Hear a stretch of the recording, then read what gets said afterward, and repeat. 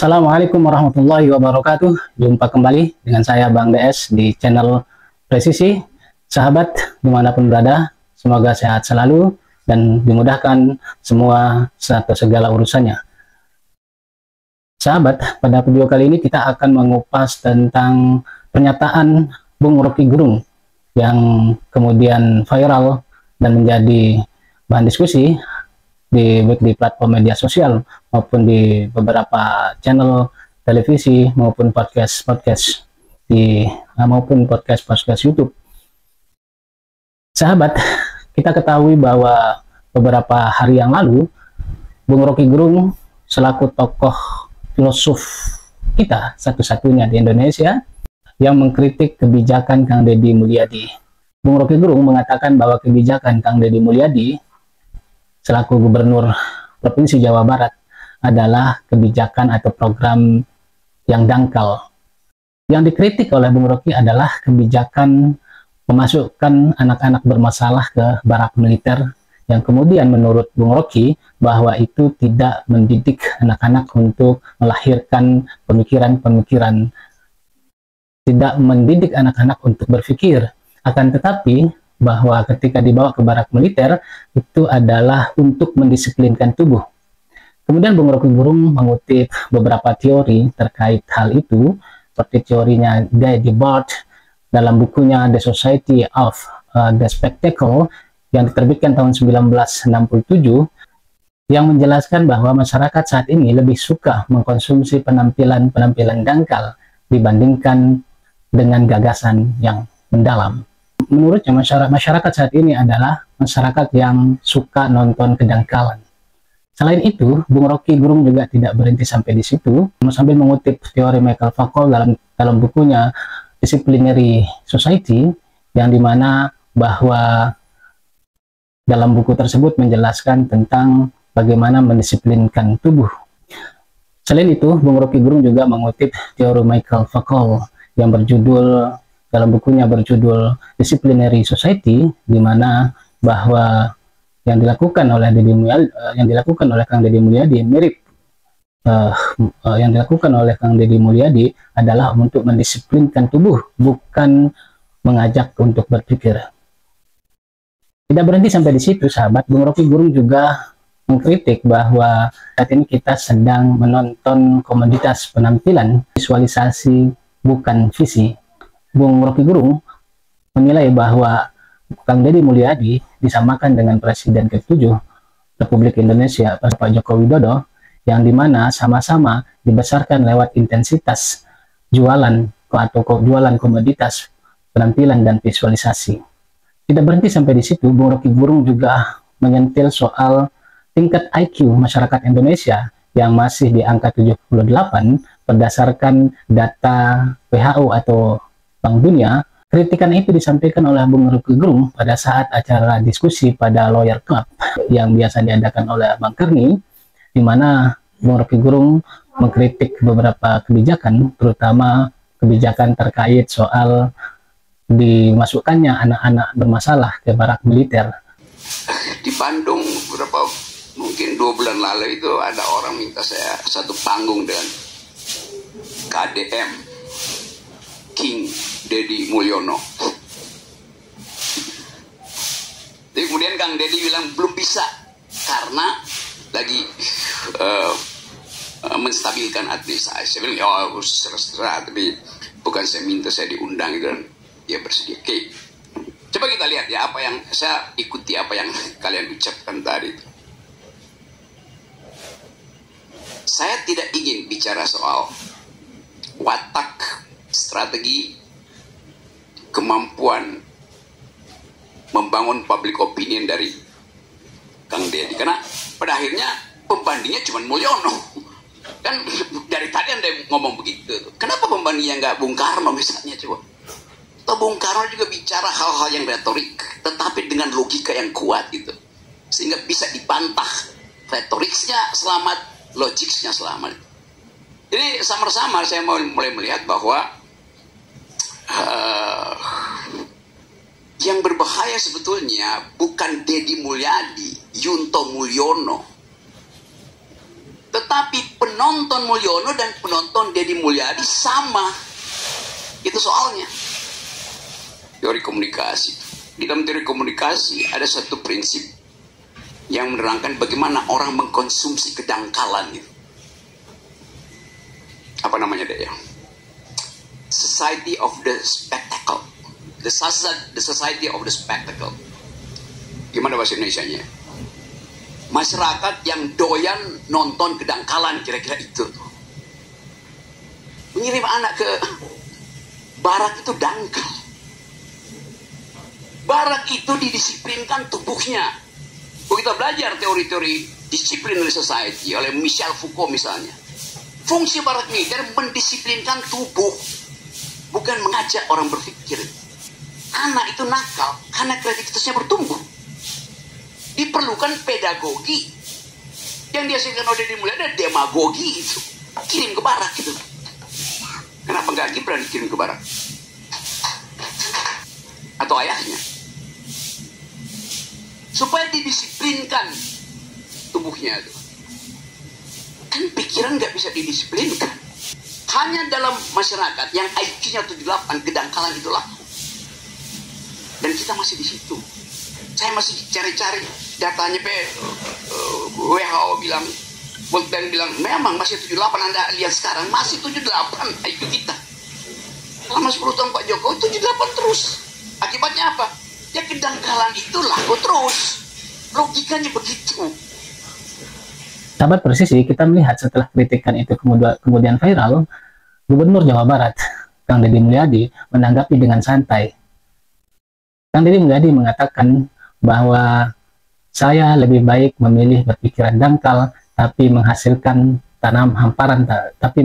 hamparan tanaman daripada orang yang mengakui berpikiran dalam tetapi banyak membuat orang tenggelam. Hal itu disampaikan santai sambil berjalan di hamparan sawah, sambil berolahraga di pinggiran hamparan sawah. Kemudian dia melanjutkan, selamat pagi, sehat selalu. Mari terus melangkah, dengan terus melangkah hidup menjadi berkah. Tanggapan Kang Deddy ini adalah tanggapan yang menohok. Kritikan ditanggapi dengan senyuman. Artinya bahwa Kang Deddy tidak alergi terhadap kritikan, karena kritikan bagi Kang Deddy adalah vitamin yang harus dikunyah dan diolah menjadi sumber energi untuk menghasilkan pemikiran-pemikiran yang mungkin hari ini belum sempurna, tetapi bisa disempurnakan karena waktu kepemimpinan Kang Deddy Mulyadi masih jauh. Saya memilih menjadi orang yang berpikiran dangkal, tapi melahirkan hamparan tanaman, daripada mengaku pikirannya dalam, hanya membuat banyak orang tenggelam. Bagi semuanya, kita hadapi berbagai kritikan dengan senyuman. Salam bahagia, sehat selalu, dengan melangkah hidup akan menjadi berkah. Sahabat, pada kesempatan kali ini saya ingin mengajak kepada sahabat semua untuk dalam menyikapi perbedaan pandangan, perbedaan pendapat, perbedaan pikiran antara Kang Deddy Mulyadi dengan Bung Roky Gerung, tentu kita harus menyikapinya dengan bijak. Yang ingin saya katakan adalah Bung Roky Gerung adalah sosok filosof yang kita miliki di Indonesia.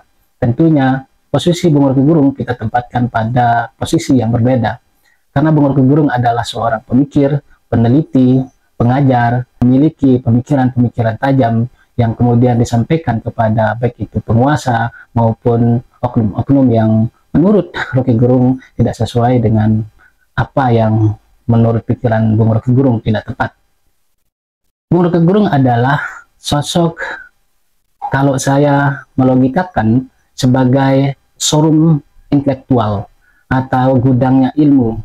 Sehingga ketika kita membandingkan antara Kang Deddy Mulyadi sebagai praktisi, kemudian Bung Roky Gerung sebagai pemikir, maka tentu jalannya tidak ketemu. Namun sahabat, bahwa sesungguhnya para pemikir juga memiliki kontribusi besar kepada sebuah negara.